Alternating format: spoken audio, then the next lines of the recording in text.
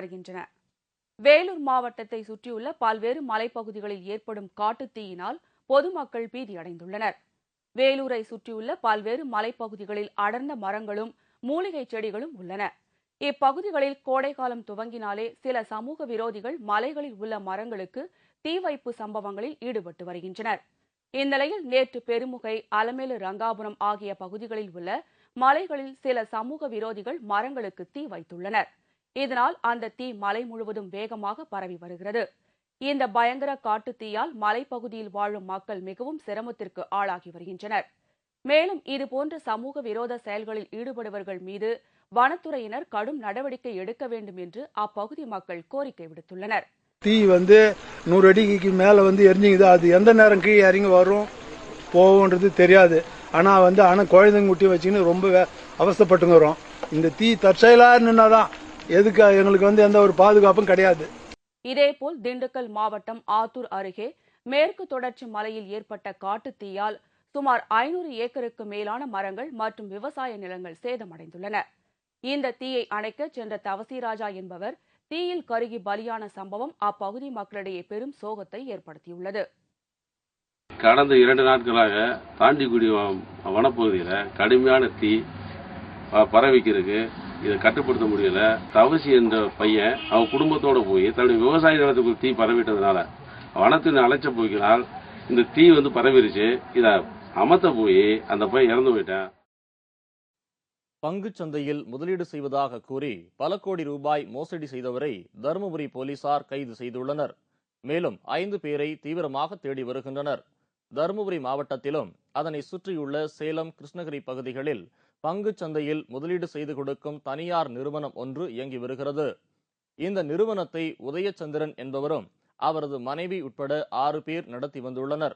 இந்நிலையில் நிறுவனம் தொடங்கப்பட்ட சில மாதங்களில் பங்குச் சந்தையில் முதலீடு செய்து கொடுக்கும் பணத்திற்கு லாபம் தருவதாகவும் கூறி பல தொழிலதிபர்கள், அரசு அதிகாரிகள் என 300க்கும் மேற்பட்டவர்களிடமிருந்து பல கோடி ரூபாய் பணம் வசூல் செய்துள்ளனர். பிறகு சில மாதம் கழித்து பங்குச் சந்தையில் சரிவு ஏற்பட்டுவிட்டது என்று பல காரணங்கள் கூறியுள்ளனர். இதுகுறித்து முதலீட்டாளர்கள் தீவிரமாக விசாரித்ததில் அப்படியொரு நிறுவனம் முதலீடு செய்யவில்லை என்று பங்குச்சந்தை வட்டாரங்கள் தெரிவித்தன. இதனால் பாதிக்கப்பட்டவர்கள் தருமபுரி மாவட்ட காவல் கண்காணிப்பாளரிடம் புகார் தெரிவித்ததை அடுத்து வழக்கு பதிவு செய்த போலீசார் தீவிர விசாரணை மேற்கொண்டு உதயச்சந்திரனை கைது செய்துள்ளனர். இதைத் தொடர்ந்து இந்த வழக்கில் சம்பந்தப்பட்டதாக மேலும் 5 பேரை போலீசார் தேடி வருகின்றனர். ஷேர் மார்க்கெட்ல அவங்க பணம் போட்டுக்கிறாங்க, எனக்கு 2 மாசமா கொடுத்துருக்காங்க அந்த மாதிரி சொன்னாரு. அதை நம்பி நானும் என்ன பண்ணேன், நான் ஒரு கொடுத்தது ஒரு 10 லட்சம், அதுக்கு பின்னால ஒரு 5 லட்சம் 15 லட்சம் நான் நிறைய நண்பர்கள் இது மூலியமா ஏமாந்து போயிருக்காங்க. ஃப்ரெண்டு மூலியமா அப்படியே ஏமாந்து போயிருக்காங்க. இப்போ கம்ப்ளைண்ட் கொடுத்துருக்கிறது ஒரு 13 பேர். குறைஞ்சதுன்னா ஒரு 50 கோடி ரூபாய் வரும், 40லேருந்து 50 கோடி ரூபாய் வரும். இதுதான் நடந்திருக்குது. கச்சத்தீவு திருவிழா வரும் மார்ச் 3 மற்றும் 4 ஆகிய தேதிகளில் நடைபெறுவதையொட்டி இலங்கை அரசிடம் இருந்து தமிழக மக்களுக்கு அழைப்புதல் வந்துள்ளது. தமிழக மக்கள் ஆண்டுதோறும் கச்சத்தீவு திருவிழாவிற்கு செல்வது வழக்கம். அதன்படி இந்த ஆண்டு பயணிகள் படகுகள் மற்றும் வள்ளங்கள் மூலம் கச்சத்தீவு திருவிழாவிற்கு செல்ல இருப்பதால் அவர்களின் பாதுகாப்பு குறித்த ஆலோசனைக் கூட்டம் ராமநாதபுரம் மாவட்ட ஆட்சியர் அலுவலகத்தில் நடைபெற்றது. இந்நிலையில் கச்சத்தீவு திருவிழாவிற்கு முறையான அழைப்புதல் இலங்கை அரசிடமிருந்து தமிழகத்திற்கு வந்துள்ளது. கடந்த ஆண்டை விட இந்த ஆண்டு விழாவிற்கு அதிக அளவில் மக்கள் செல்வார்கள் என்று எதிர்பார்க்கப்படுகிறது. மேலும் பயணிகளுக்கு மத்திய அரசும் தமிழகம் மற்றும் இலங்கை அரசும் பாதுகாப்பு ஏற்பாடுகள் செய்து தருவதாக வாக்குறுதி அளித்திருப்பதாக கச்சத்தீவு பயணிக்குழு தலைவர் அந்தோணிராஜ் தெரிவித்துள்ளார்.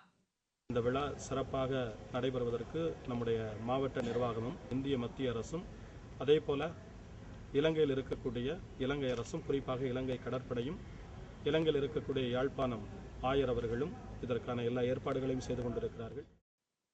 அரசு நெல் கொள்முதல் நிலையங்களில் ஆயிரக்கணக்கான நெல் மூட்டைகள் தேங்கி கிடப்பதால் மயிலாடுதுறை விவசாயிகள் கடும் இன்னலுக்கு ஆளாகி வருகின்றனர். மயிலாடுதுறை பகுதியில் சம்பா, தாளடி, நெற்பயிர் வகைகளின் அறுவடை அதிக அளவில் நடைபெற்று வருகிறது. குற்றாலம், மயிலாடுதுறை, சீர்காழி ஆகிய பகுதிகளில் 133 இடங்களில் அரசு நேரடி நெல் கொள்முதல் மையங்கள் செயல்பட்டு வருகிறது. இந்நிலையில் கடந்த 1 வார காலமாக அந்த மையங்களில் இருந்து நெல் மூட்டைகளை கிடங்குகளுக்கு அனுப்பி வைக்கப்படுவதில் தேக்கம் ஏற்பட்டுள்ளது. இதனால் அந்த பகுதி விவசாயிகள் நெல்லை விற்பனை செய்ய முடியாமல் கடும் சிரமத்திற்கு ஆளாகி வருவதாக புகார்கள் வந்ததையொட்டி மயிலாடுதுறை தேமுதிக சட்டமன்ற உறுப்பினர் பால அருட்செல்வன் நெல் கொள்முதல் நிலையங்களில் ஆய்வு மேற்கொண்டு தேங்கியுள்ள நெல் மூட்டைகள் அனைத்தும் தாமதமின்றி கொள்முதல் செய்ய நடவடிக்கை மேற்கொண்டார். இப்ப நான் நெல் வச்சு ஒரு மாசம் ஆகுது சார். ஒரு மாசம் என்னோட 35 நாள் ஆகுது. சிஆர் 67 மூட்டை தான் வச்சிருக்கேன். 67 மூட்டையும் ஒரு மாசம் 5 நாள் ஆகுது. 35 நாள் ஆகுது. இன்னும் நெல் போட்ட பாடில்லை. காரைக்காலில் ஓவினம் தற்காப்பு கலையின் 2ஆம் ஆண்டு மாநில அளவிலான போட்டி நடைபெற்றது. 4000 ஆண்டுகளுக்கு முன்பு வியட்நாமில் துவங்கப்பட்ட இந்த கலை தற்போது தமிழகத்தில் மட்டுமல்லாது இந்தியா முழுவதும் அறிமுகப்படுத்தப்பட்டு வருகிறது. இந்த கலையை கற்பதன் மூலம் உடலில் நோய் எதிர்ப்பு சக்தியும் மூளையும் சுறுசுறுப்பாக செயல்படுவதாக கூறப்படுகிறது. இந்நிலையில் காரைக்கால் அம்மையார் மணிமண்டபத்தில் நடைபெற்ற 2ஆம் ஆண்டு மாநில அளவிலான ஓவினம் தற்காப்பு கலை போட்டியை திரைப்பட நடிகர் காதல் சுகுமார் தொடங்கி வைத்தார்.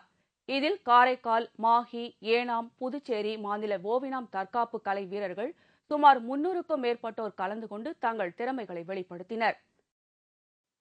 மதுரை சமயநல்லூரில் தாய் மகள் கொலை செய்யப்பட்ட வழக்கில் 3 பேரை போலீசார் கைது செய்துள்ளனர்.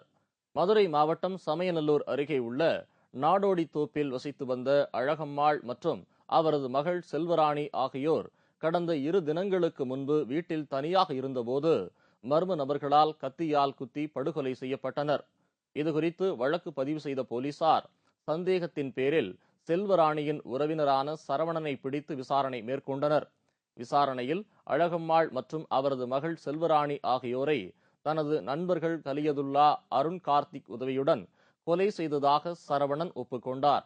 இதையடுத்து மூவரும் கைது செய்யப்பட்டு சிறையில் அடைக்கப்பட்டனர். முத்தரப்பு ஒருநாள் கிரிக்கெட் போட்டி இந்தியா ஆஸ்திரேலியா இன்று பல பரீட்சை. விவரம் இடைவேளைக்கு பிறகு.